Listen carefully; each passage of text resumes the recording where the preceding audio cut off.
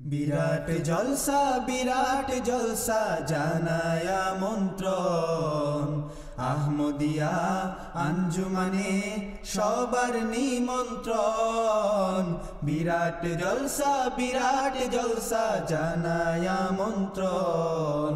এবার আহমদিয়া মুসলিম জামাতের 94তম সালানা জলসায় যারা জামালপুর থেকে যেই 6 জন 5 জন খুদ্দাম, একজন আনসার সাইকেল যোগে এই জলসা এসছে, এটি আমাদের জন্য বড় উৎসাহজনক একটি খবর।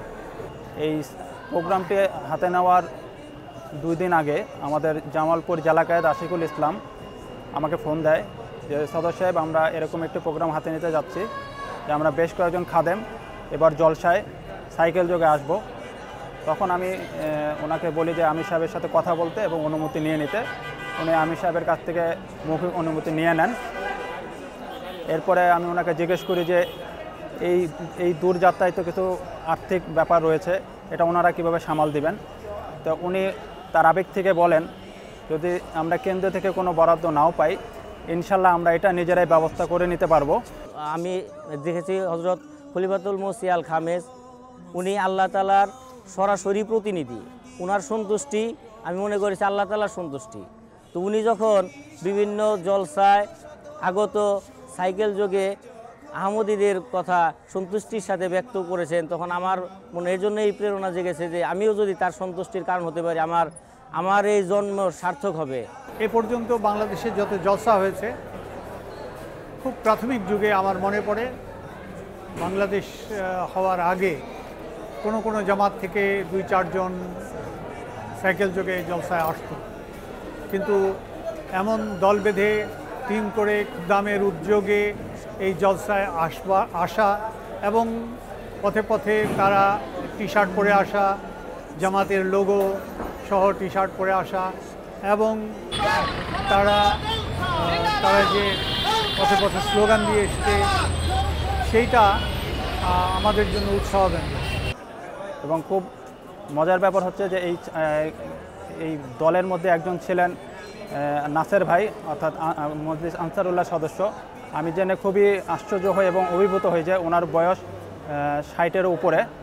এবং আমি বিভিন্ন সময় খোঁজ নিচ্ছিলাম যে সেই নাসের ভাইয়ের কী অবস্থা। আমি যখন রওনা হই, আমার যারা হিতাকাঙ্ক্ষী আমাকে অত্যন্ত ভালোবাসেন, তারা আমার এই 61 বছর বয়স, আমি একজন বয়স্ক মানুষ, হয়তোবা এই যাত্রা সম্পন্ন করা আমার জন্য অনেক কষ্টসাধ্য হবে, এটা মনে করে সবাই উৎসাহিত করেছে। তারপরেও তারা চিন্তিত ছিলেন। কিন্তু আলহামদুলিল্লাহ আমি এই সাইকেল ট্যুর, যেহেতু অনেক দিন দীর্ঘপথ সাইকেল ভ্রমণ করি না, তখন চিন্তা করলাম যে কি করা যায়। এই জন্য চিন্তা করলাম যে একদিনে তো আমার কমপক্ষে 60-65 কিলো অতিক্রম করতে হবে। তা আসার আমাদের শুরুর একদিন পূর্বেই আমি মাদারগঞ্জে গমন করি। মাদারগঞ্জ আমাদের নয়াপাড়া মসজিদ থেকে প্রায় 34 কিলোমিটার। আমি তো একজন আনসারকে দেখলাম, যিনি আমাকে জড়িয়ে ধরেছিল, তার চোখে পানি ছিল এবং এই সাফল্য তিনি উপভোগ করেছেন। এবং আমাদের এখানে যারা ছিল সবাই মসজিদে তাদেরকে স্বাগত জানিয়েছে। তো এটি আমাদের জন্য বড় উৎসাহজনক। আমি আশা করি খুদ্দাম আহমদিয়া ভবিষ্যতে আরও বড় আকারে, আরও বৃহত্তর পরিসরে এই ধরনের আয়োজন করবে।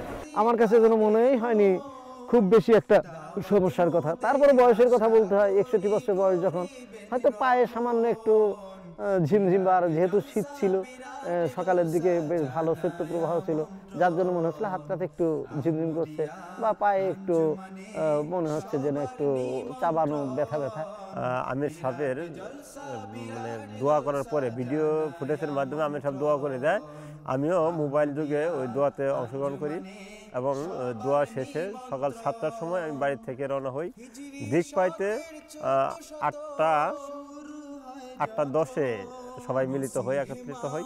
সকালবেলা খুব শীত ছিল, সেজন্য আমরা রাস্তায় দাঁড়িয়ে পাশে একটা দোকান থেকে ভেদলিন কিনি।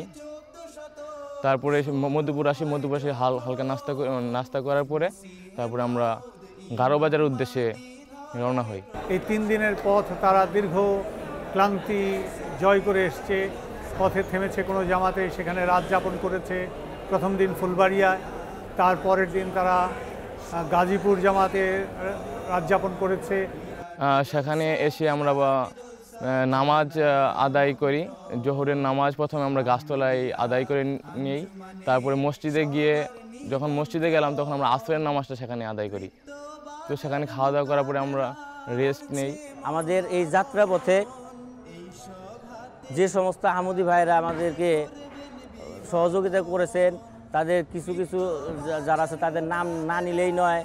একজন হচ্ছেন বর্তমান ফুলবাড়িয়া জামাতের মোয়াল্লেম সাহেব মুস্তাফিজুর রহমান, ফুলবাড়িয়া জামাতের প্রেসিডেন্ট সাহেব, ফুলবাড়িয়া জামাতের আব্দুল আলিম সাহেব। ওনারা যে আন্তরিকতা এবং আমাদের জন্য যে কষ্ট স্বীকার করেছেন এটা বর্ণনাতীত, আমি এটা বর্ণনা করে আপনাদেরকে বুঝাইতে পারবো না। কালকে আমরা রাত্রি যাপন করি গাজীপুর জামাতের রিজিওনাল কায়েদ সাহেব, ঢাকা রিজিওনাল কায়েদ সাহেব, উনি আমাদের জন্য অনেক কষ্ট করেছেন। গাজীপুর জামাতের প্রেসিডেন্ট সাহেব বুধবার দিন 30 তারিখ বেলা 11টা থেকে 12টা এই সময়ের মধ্যে তারা এখানে এসে পৌঁছান। এখানে ন্যাশনাল আমির সাহেব ওনাদেরকে সাদর গ্রহণ করে নেন সাদরে, এবং ফজলুল আহমদিয়ার সদস্যরা তাদেরকে সাদরে গ্রহণ করে নেন। আমরা যখন জলসা বিরাট জলসা জানায় আমন্ত্রণ আহমদিয়া আঞ্জুমানে সবার নিমন্ত্রণ বিরাট জলসা জানায় আমন্ত্রণ আহমদিয়া আঞ্জুমানে সবার নিমন্ত্রণ মানবতার প্রেম পরশে শান্তি পাবে মন দাওয়াত মোদের আশা সবাইকে নিয়ে আমাদেরকে স্বাগত জানিয়েছেন। এরপর প্রতিনিয়ত উনি আমাকে আপডেট দিতে থাকেন, এবং আমি যতটুকু জানতে পারি যে এমটির একটি টিমও ওনাদের সাথে এই পুরো যাত্রা রেকর্ড করার জন্য ছিলেন, এবং প্রতি যাত্রাতেই ওনারা আমাদেরকে বিভিন্ন সময় আমাকে ফোন করে আপডেট দিয়েছেন যে আমরা এখন এই জায়গায় আছি, আমরা এই জায়গায় আছি। তো এটা এজন্যই তারা আপডেট দিতেন যে তারা এটাই বোধ করতেন যে কেন্দ্রকে জানানোর মাঝেই তাদের একটা প্রশান্তি তারা ফিল করতেন। আমি জামালপুর অঞ্চলের যতগুলো জামাত আছে তাদের ব্যাপারে খুবই আশাবাদী যে তারা এই ধরনের একটি আয়োজন করেছে এবং এতে অংশ নিয়েছে। আশা করি তারা জামাতের কাজে আরও ঐক্যবদ্ধ হবে, আরও সুন্দর করে অগ্রসর হবে এবং আরও উদ্যোগ নেবে এবং নিজেরা জামাতের বিভিন্ন কাজে পরিশ্রম করবে, সময় দেবে, জামাতের উন্নতিতে তারা অবদান রাখতে পারবে। এই প্রোগ্রামটি যখন আমি আমার কেন্দ্র এলাকার সদস্যদেরকে ইনফর্ম করি যে এরকম একটা প্রোগ্রাম হতে যাচ্ছে, আপনারা দোয়ায় স্মরণ রাখবেন, তখন কেউ কেউ এই আশঙ্কা ব্যক্ত করেন যে যদি জামাতের লোগো নিয়ে কেউ এরকম প্রোগ্রামে আসে রাস্তায় হয়তো কোনো মোখালাফাতের সম্মুখীন হতে পারে। তখন আমি বলেছিলাম যে না, এই প্রোগ্রামটা হওয়া দরকার, আল্লাহ ভরসা।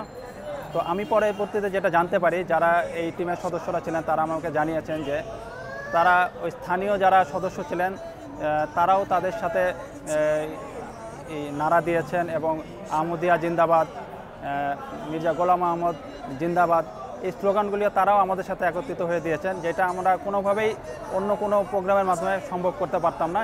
এটা একটা অসম্ভবকে সম্ভব করাই আমি বলবো, এই প্রোগ্রামের এটাও একটা সফলতা।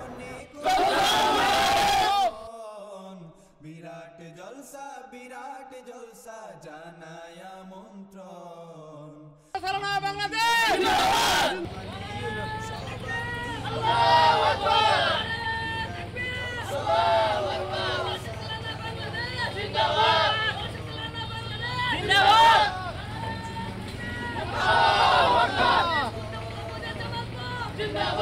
কেন যেন কিছু মোল্লা এই ধর্মীয় উগ্রবাদ ছড়িয়ে মানুষের মধ্যে বিভেদ সৃষ্টি করছে।